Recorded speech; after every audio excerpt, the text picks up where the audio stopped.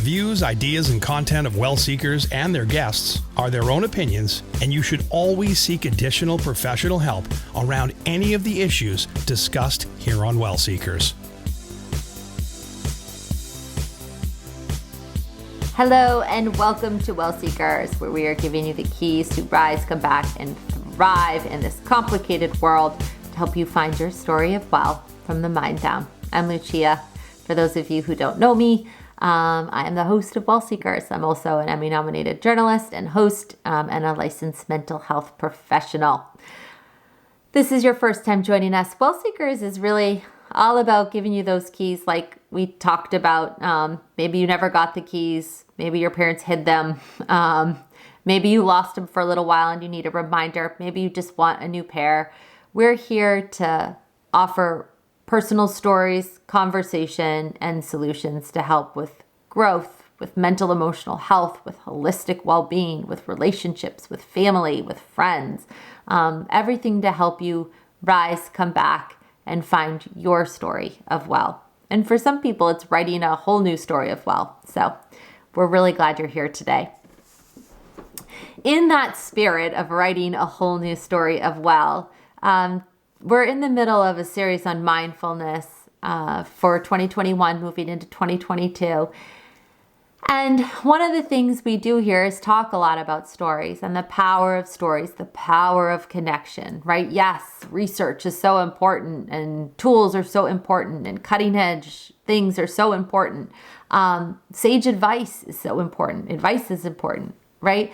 But as a storyteller, I can't deny the impact, and even as a mental health professional, of the power of companioning, really, which is hearing someone's story, coming alongside someone with their story, and the power of giving a story a voice so that you can hear it and say, you know, yes, I relate to that. Me too, right? Whatever it is.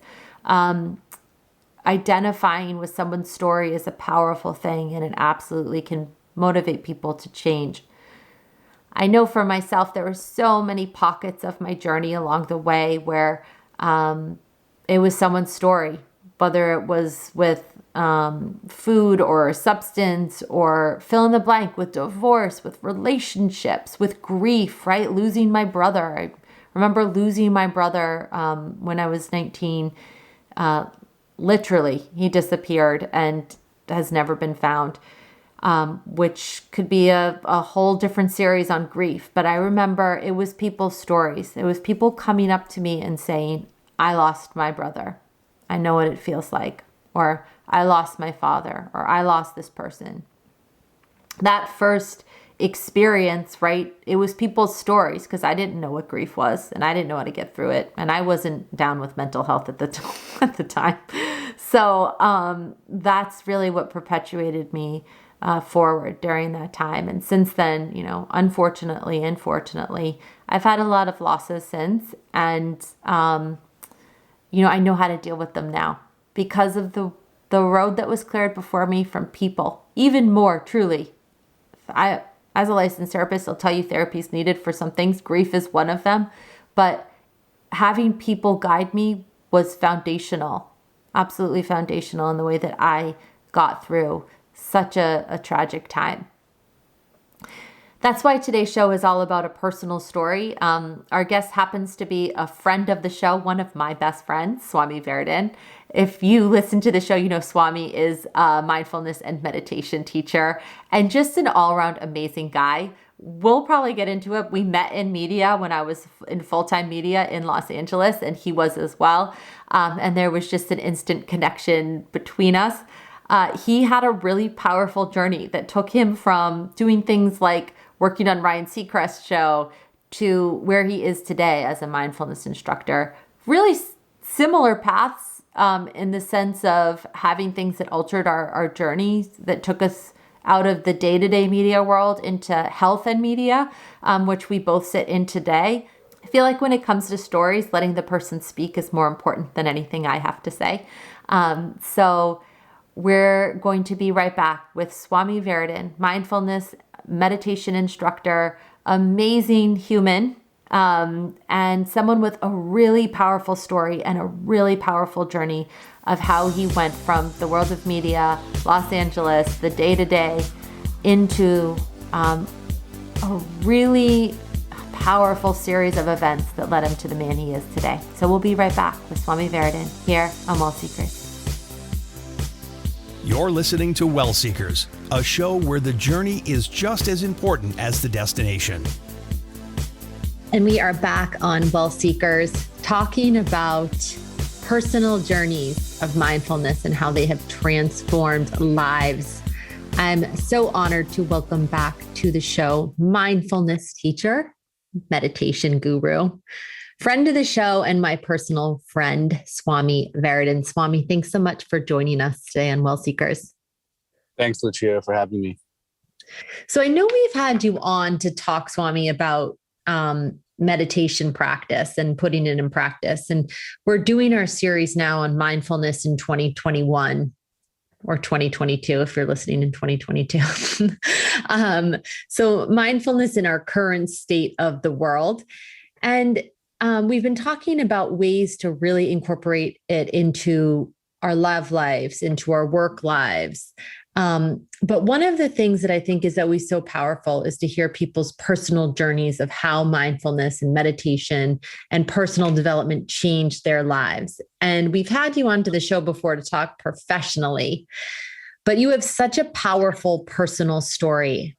I'm wondering if you could just tell everyone listening a little bit about before you entered into this wellness sphere of life, where you came from and how you got to the point of switching careers, because it's a pretty impactful and powerful story. Let's see. Well, before wellness, I wasn't well per se.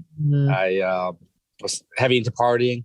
I was living in Los Angeles, the partying scene, and heavy into smoking my cigarettes. I was having 30 cigarettes a day, which is about a pack and a half a day cigarettes, or maybe a pack a day cigarettes. Chain smoking, and having about 8 to 10 cups of coffee a day. So, and other things I did as well. I'd rather not say, but there's other things I did, and you could probably guess. So we'll fill in the blanks for you, Swami. But what's interesting is this is when I met you.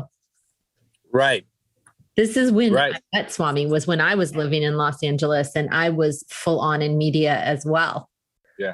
Let me ask you this question. What did you think of me when you met me? And I'm not talking about personality wise, or, we're good friends, of course, but did you notice my chain smoking? Did you notice my coffee drinking? Well, let me just think back on how I met you. I know we met because I worked for iHeart in LA and you worked for iHeart in LA. And I think I came in and sat in on a show you were producing. Is that right? Or running board for Bradley? Correct. Right. Remember I said, I said a joke. Tell me what you said. I don't remember. We were talking about dating. I said I would never date a redhead. And then I turned to my left and Lucia was sitting right there with her gorgeous red hair. And I said, oh, hey, what's up? Wait, Guess we're not dating anytime soon. And I was right. I mean, maybe my intuition was correct then. I mean, maybe that's when my intuition started. I was right. We haven't dated ever. So, we became really good friends. And just for the record, I was really strawberry blonde because I've never been a full-on redhead. Yeah, you're not full redhead. Yeah, but I was a strawberry blonde, I think, in my early 20s, for sure. It was a great bit. And it wasn't a bit, but it would have been a great bit. So perfect. I said that, I turned around, there you were. Yeah. And I think we were talking about dating because, was it Dr. Jen was on the show? Who's huge now, I think, actually. When do we not talk about dating? I mean, truthfully, when do people not talk about dating? I mean, relationships and dating is such a powerful part of people's lives. It's a huge part of people's lives. So yeah, Dr. Jen was on. She's now on like VH1, I think. And she's gotten bigger from that. She definitely has a show on. And I remember because she went to Emerson and I went to Emerson and then in popped Swami. And it was love ever since. Yeah.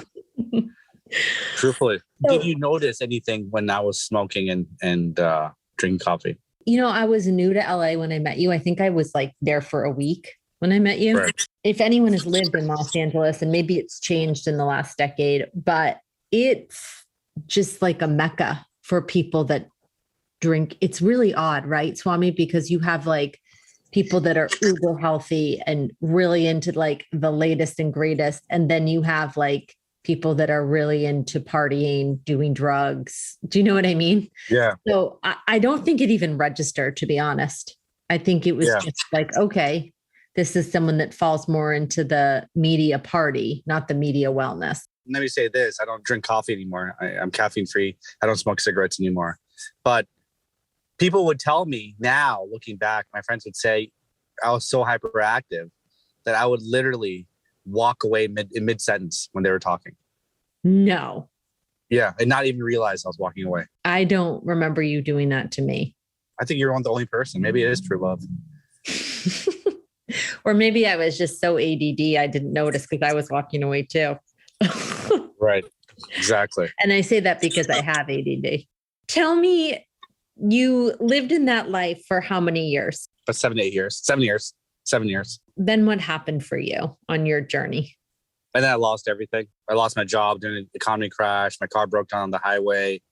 I couldn't pay rent, and then I had to move back home with my parents in my early 30s. And living in a 2-bedroom apartment. My parents started living in LA in a 4-bedroom townhouse per se, and partying every weekend, and now having nothing. So I went on a 10-day meditation retreat, which is Vipassana meditation. And Vipassana is a meditation that was created by the Buddha, and the Buddha created it.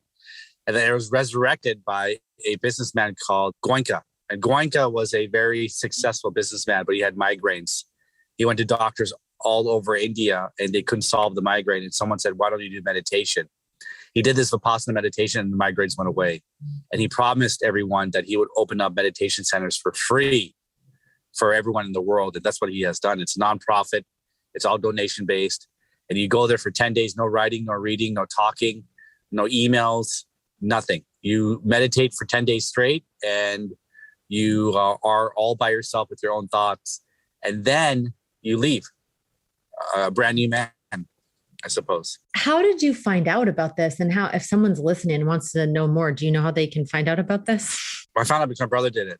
I actually did the thing with my brother. And I remember going to that place and I was stressing because there's no smoking too. So I was like literally chain smoking on my car right before going in. Like literally there are people outside waiting in front of the doors. And I was in my car 10 feet away chain smoking. Like, let me just have one last cigarette and go in. So the website is dhamma.org, DHAMMA.org, DHAMMA.org. And it's a meditation retreat. It's free. It's all vegetarian food. And they have great volunteers there. And you can talk to the teachers if you want. My introduction to it. And then I went to the Zen Center in San Francisco. I lived there for like a week and a half, learned meditation there. We do something called Zazen, which is sitting meditation. It's a great experience there. I volunteered there. So what I would do is I'd like clean around and clean the bathrooms, sweep. And it's really one of service, that they say in Zen Buddhism. And then from there, I went and just been doing meditation breath work for about 14 years. I've been doing it daily, haven't stopped. And of course, I saw a therapist. I started seeing a therapist around that time. And I saw a therapist for about 13 years, maybe 13 years, 12 years. And now part of a men's team, like group therapy for men. Take us back, Swami, to when you hit your bottom. I mean, this was the lowest of the low for you. Right. When did you have that realization? Like, I can't keep going on like that. I know that it was, you were living in your parents' house, right? With my parents, drinking a lot of coffee, some cigarettes. I just couldn't do it. I forgot I don't know what exactly the realizations. I could not do it. Could not do it anymore. But there came to a point where I really wanted to end it all. I did go to the train tracks and I literally wanted to walk in front of a train. And something told me, I didn't walk in front of a train. I didn't. But somebody told me, go get help and help others. I remember it very clearly. And so I went and called an old friend of mine who I saw on Facebook who was studying to be a therapist. And we talked and then we went on this journey. So when you started to go on this journey, did you realize you were permanently setting out on this journey? Or did you think, you know what, I'm going to do this, get my head on straight, and then I'm going to go back to media? I always thought I'd go back to media. You know, I mean, let me put it this way. If there's any advantage I had about not walking in front of a train is I have ADD. Luckily, I couldn't focus hard enough to walk in front of a train. You know what I'm saying? Mm-hmm. Mm-hmm. It's like, screw this. I'm walking away. Yeah, media was always the thing. I didn't think I'd be doing this for 14 years, 13 years. Mm-hmm. I didn't think I'd be writing a blog for a long time or having a cookbook. This is the longest I've been consistently in anything, correct? As you know me. Yeah, I think for sure. For sure. And let me say this, I don't even really think about it, but when I talk to people, they say, how long have you been meditating? I'm like, oh, 13 years. Like 13 years. Like daily? I'm like, yeah, daily. Like, holy smokes. You're really dedicated. And I say, I guess I am. I don't even really think about it. It's almost like brushing your teeth. I just do it. Mm-hmm. It's very odd for me not to do it. And I don't remember when I haven't done it. Tell me about what meditation has meant to you, if you can. I mean, I know that it's completely changed your life direction, changed who you are internally and externally, right? So like who you are on the inside and how you operate in the world. Tell me in your own words how it's impacted you and what it means to you. Well, just calm me down. I don't have as much anxiety. If I do have anxiety, I can control it. If I have stress, I can control it. There's good stress and there's bad stress, right? Good stress is, like, let's be honest. If you're a mother, you're going to have good stress. If you're pregnant, you're going to have stress. If you have kids, you're going to have stress. But I think what meditation has done is it's made me the observer. Whereas I know there's a subconscious mind, which we all have. And from the age we're born to the age about 9 or 10, all our thoughts, visualizations, awareness, everything we see here goes into our subconscious. It's almost like the foundation to a house. And from age 10 on, you're living off that foundation. So you're really your subconscious, not really your conscious. So your conscious is listening to your subconscious. And what meditation has done for me is, and therapy, it goes deep in that subconscious, in your roots, in your foundation, and figuring out what's going on. Like what happened in childhood. You know, we have thousands of thoughts a day, Lucia. It's proven. Mm-hmm. And what meditation does is it slows down all those thoughts. So imagine all of us are pretty much driving a Lamborghini. We're going at fast paced all the time. Going. What meditation does is it replaces that Lamborghini with a Toyota Camry. And you're slowing it down. So you're able to see things outside your window. You're able to see a restaurant. So maybe you're hungry. You're able to see a movie. Maybe you need to have fun in your life. You're able to see family members. Maybe you got to see family members. You're able to see job openings. Maybe you got to get a job opening. You got to get a new job. So many of us are walking around and running around actually and sprinting that we're not really aware of what the heck we're doing and why we're doing it and why we're here. Yeah. And I do feel like for you, Swami, it has slowed your mind down for sure. Right. And given you the chance to be more purposeful about the choices that you make, which is really what meditation is all about, right? Like connecting to a more conscious state of being. Right. So I've seen it work in you, and I've seen you now embark on this incredible journey in a different direction where you'll probably come back and use media in an even more powerful way. Right. You know, when I was in media the first time around, I had no idea what I was doing. Meaning I had no purpose other than being famous or having fun. There's no teaching there. Now I think I could at least teach people and guide people to a more conscious, self-love, awareness, mental state, which a lot of people need, especially men.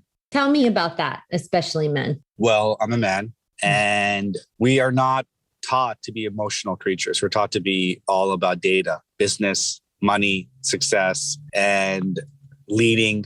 But the suicide rate amongst men is much higher than the suicide rate amongst women. So one reason for that is men are not championed to talk about their emotions.